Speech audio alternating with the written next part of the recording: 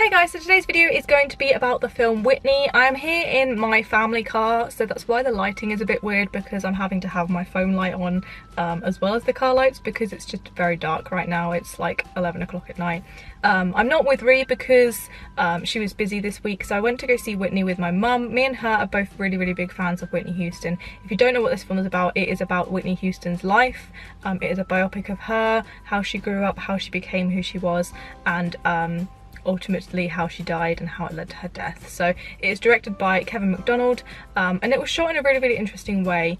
I've seen a Whitney documentary before, and it was all about kind of more into the depth of her relationships more than actually like her upbringing and everything like that. So that was called Whitney, Can I Be Me? And I think I watched that last year on TV, and it was good. This film Whitney that I saw today went more in depth into how she grew up, and kind of lots of trials and tribulations of that, but it went more in depth into kind of like how things developed and how her drug addiction developed and who started that and who kind of like encouraged it, who tried to help it, and all of that things. I don't want to spoil too much because it's a real life story anyway, so most likely you'll probably know what happens, but I thought it was really emotional, and I thought it was a really good film, and I wouldn't say I'd probably go and see it again because it's not one of them films that you go and watch over and over again, but I feel like it had a lot of interesting ways of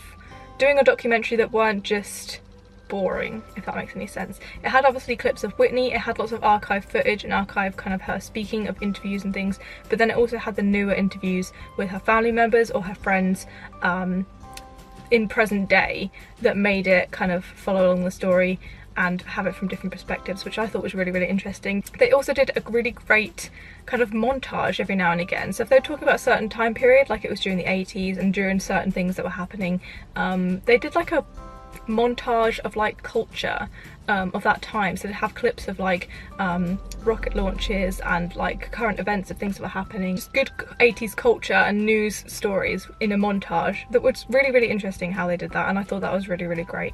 I did feel like this was a very long movie. It was 2 hours and I felt that it was 2 hours. I felt a lot of people kind of like getting a bit bored, but I feel like a lot of the information was needed, and I didn't feel like there was anything in there that wasn't needed. So I'm not really sure how they could have cut anything out and made it shorter, but it was a lot to process and a lot to deal with.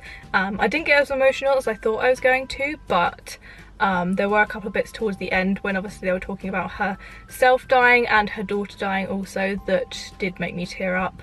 When Kevin Costner was speaking, obviously she did the film The Bodyguard with Kevin Costner. I love that film, it's an amazing film, and I always feel like Kevin Costner actually does really love her, like beyond the kind of professional love, if that makes any sense.